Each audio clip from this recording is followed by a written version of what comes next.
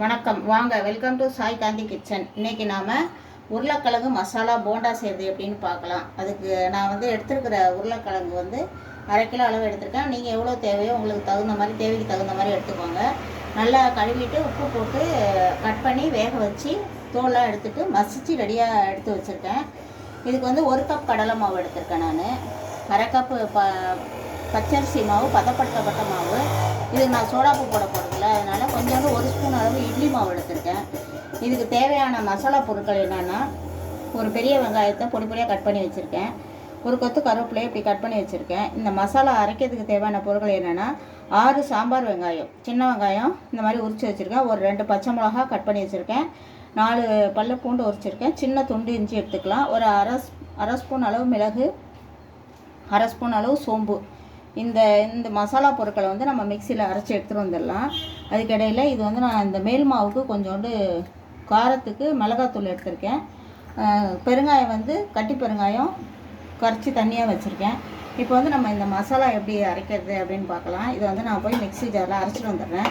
இதுக்கு இந்த சாம்பார் வெங்காயம், பச்சை மிளகா, இஞ்சி பூண்டு, இந்த மிளகு, இது நல்லா செரிமானத்துக்கு நல்லாயிருக்கும். சோம்பு ஒரு நல்ல ஃப்ளேவர் கொடுக்கும். இதை நம்ம இப்போ மிக்சியில் அரைச்சிட்டு வந்துடலாம். அதுக்கிடையில் அடுப்பை பற்ற வச்சிடலாம். சுட்டிகிட்டே இருக்கட்டும், அடுப்பு எண்ணெய் வடை காஞ்சிட்டே இருக்கட்டும். அந்த நம்ம மசாலா நம்ம மிக்சியில் குறைன்னு அரைச்சி எடுத்துக்கோங்க. ரொம்ப பேஸ்ட்டாக வேணாம், அப்போ தான் நல்லாயிருக்கும். அந்த எண்ணெயில் போட்டு ஃப்ரை பண்ணுறப்ப நல்லா வாசனை நல்லாயிருக்கும். இப்போ நான் அந்த கடலெண்ணெய் எடுத்திருக்கேன். தாளிக்கிறதுக்கு தேவையான அளவு, இது வதக்கிறதுக்கு தேவையான எண்ணெய் ஊற்றிக்கோங்க.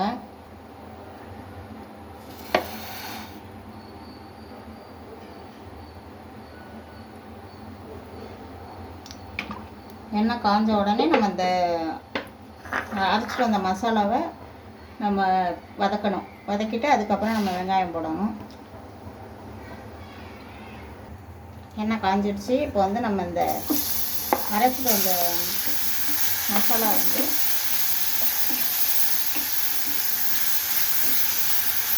பச்சை வாசனை போகிற அளவுக்கு நம்ம வதக்கிக்கலாம்.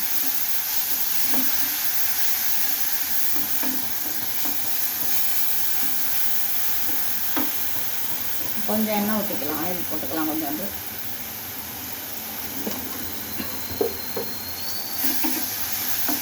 இது அடியை பிடிக்கும், அதனால் பொறுமையாக கிளறுங்க, வதக்குங்க. இது அடி பிடிச்சா ஃப்ளேவர் வேறு மாதிரி ஆகிடும். அதனால் சிம்மில் வச்சு நல்லா வதக்குங்க. நல்லா ஒரு பிஞ்ச் அளவு உப்பு போட்டுக்கலாம்.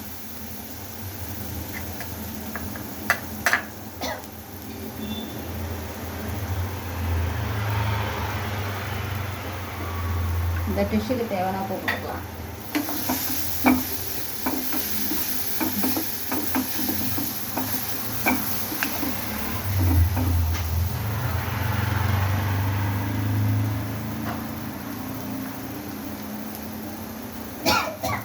ஒரு பிஞ்சு அளவு மஞ்சத்தூள் போட்டுக்கலாம்.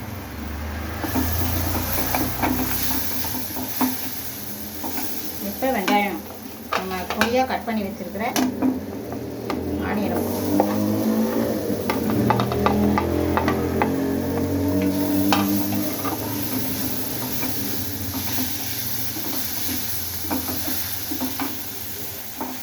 கருவேப்பிலை போட்டுக்கலாம். ரொம்ப பொடியாக கட் பண்ணுங்கள். கருவேப்பிலை பல்லில் படாத அளவுக்கு நம்ம நைஸாக கட் பண்ணி போட்டிங்கன்னா அது மசாலாவோட நல்லா மிங்கிள் ஆகிடும். இதுக்கு நான் மிளகாத்தூள்லாம் போட போகிறதில்ல, பசங்களாம் சாப்பிடுவாங்க. இதை ஏற்கனவே நான் உப்பு போட்டு தான் இதை நான் வேக வச்சு மசிச்சு வச்சுருக்கேன்.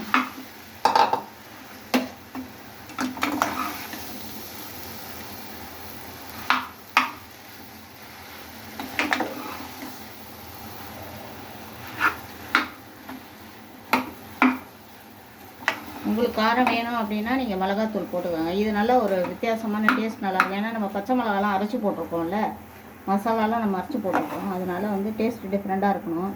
இது மேல் மாவில் நம்ம காரம் போடுவோம். அதனால் இது உள்ளார தேவையில்லை அவ்வளவு. மிளகுலாம் போட்டிருக்கோம்ல, இந்த காரம் கரெக்டாக இருக்கும். மிளகு, பச்சை மிளகா, இது பசங்க எல்லோரும் பெரியவங்கலேருந்து எல்லாருமே சாப்பிட்லாம். காரம் தேவையில்லை. வேணும் அப்படின்னா நீங்கள் சில்லி ஃப்ளேக்ஸோ இல்லை வந்து தனி மிளகாத்தூளோ போட்டுக்கோங்க. நான் இதில் கரம் மசாலாலாம் நான் ஆட் பண்ணலை, ஏன்னா இந்த ஃப்ளேவரே சூப்பராக இருக்கும், வாசனை நல்லாயிருக்கும். நல்லா பிசைஞ்சிடணும், அவ்வளோதான். அந்த கட்டி இல்லாமல் நல்லா மசிச்சிட்டோம் அப்படின்னா உப்பு தேவையான உப்பு கரெக்டாக இருக்கா அப்படின்னு செக் பண்ணிக்கோங்க.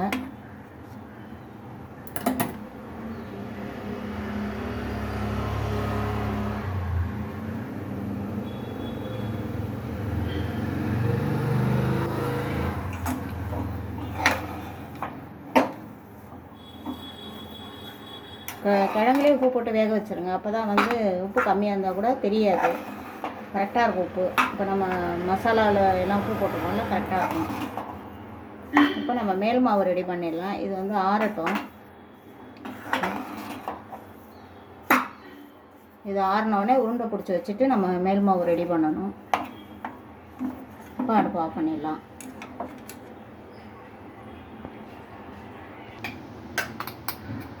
இப்போ நான் வந்து கடலை மாவு எடுத்திருக்கேன், 1 கப் கடலை மாவு எடுத்திருக்கேன். ஆனால் வந்து தேவையான அளவு எடுத்துக்கலாம். நான் ஒரு 3 ஸ்பூன் அளவு எடுத்திருக்கேன், கொஞ்சம் கூட அதிகமாக எடுத்துக்கலாம். ஏன்னா வந்து திக்னஸாக நம்ம வந்து மேல் மாவு வந்து திக்காக இருக்கணும் அப்படின்னா நீங்கள் வந்து மாவு வந்து அதிகமாக எடுத்துக்கோங்க.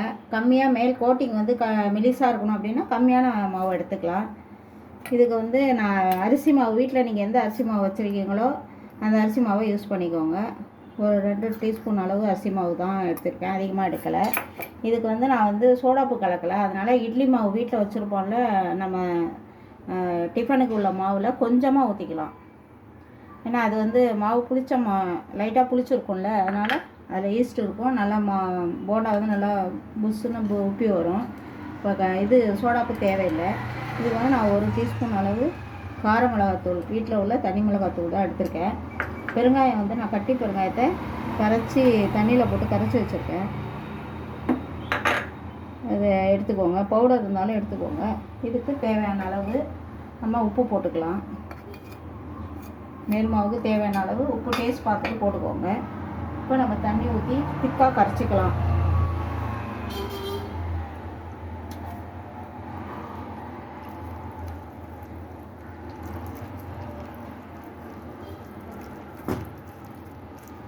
நீங்கள் தேவைக்கு தகுந்த மாதிரி கரைச்சிக்கோங்க, நிறையா கரைச்சாலும் வேஸ்ட் ஆகிடும்.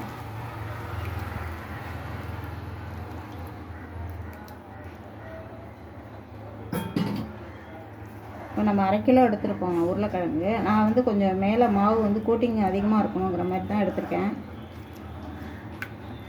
அதனால் இன்னும் கொஞ்சம் மாவு எடுத்துக்கலாம், 1 ஸ்பூன் எடுத்துக்கலாம்.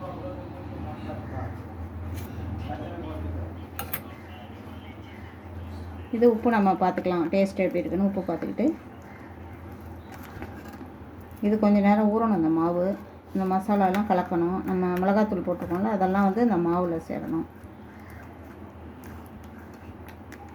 பத்தலைன்னா நீங்கள் அப்பப்போ கரைச்சிக்கலாம், ஒன்றும் இது இல்லை, வேஸ்ட் ஆகாமல் செஞ்சுக்கோங்க.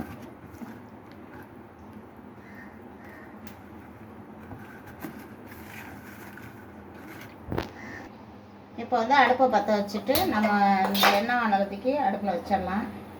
உங்களுக்கு எண்ணெய் கடலை எண்ணெய், கோல்டு வின்னர் எது வேணால் நீங்கள் யூஸ் பண்ணிக்கோங்க. இப்போ எண்ணெய் காஞ்சிகிட்டே இருக்கும்போது நம்ம இந்த மசாலா வந்து நம்ம உருட்டிடலாம்.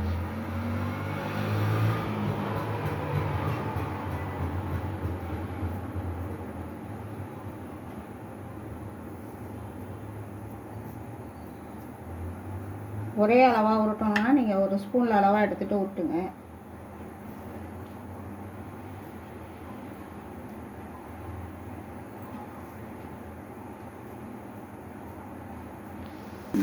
வந்துருச்சு.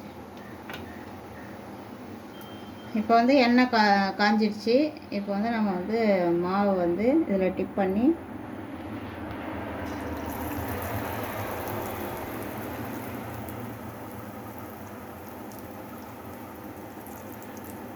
ஒன்று ஒன்றா மெதுவாக போட்டு எடுத்தோம்.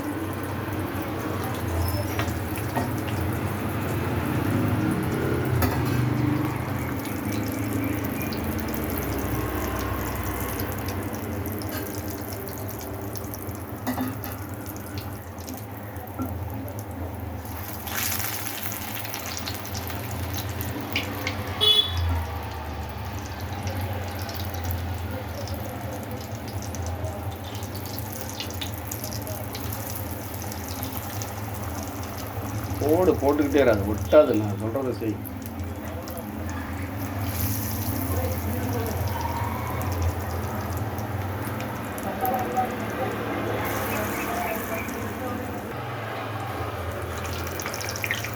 நல்லா வெந்துருச்சு, எடுத்துடலாம்.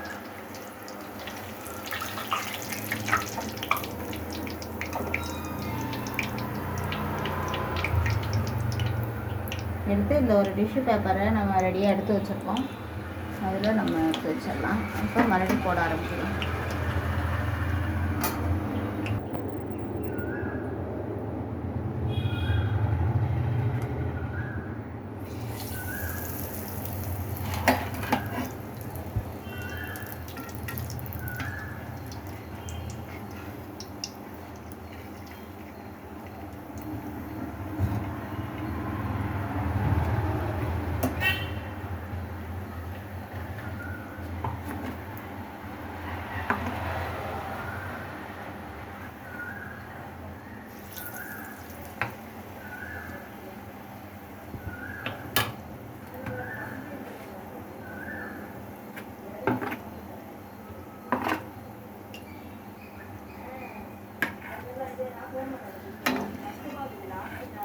தண்டிக்கிட்டு ஸ்பூனால் அப்படியே போடணும்.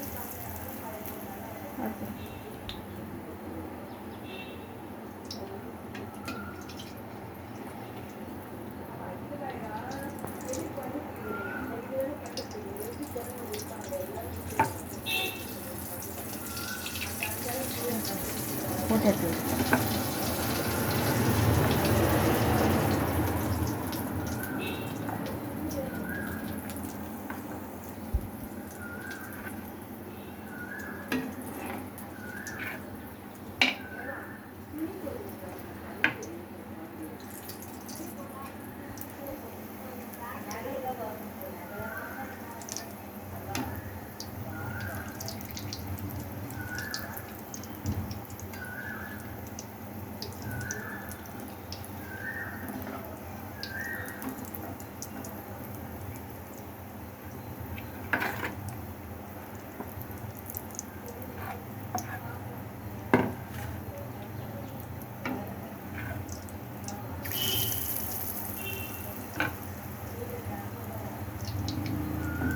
ரொம்ப ஹை ஃப்ளேம் இல்லாமல் சிம்மில் வச்சு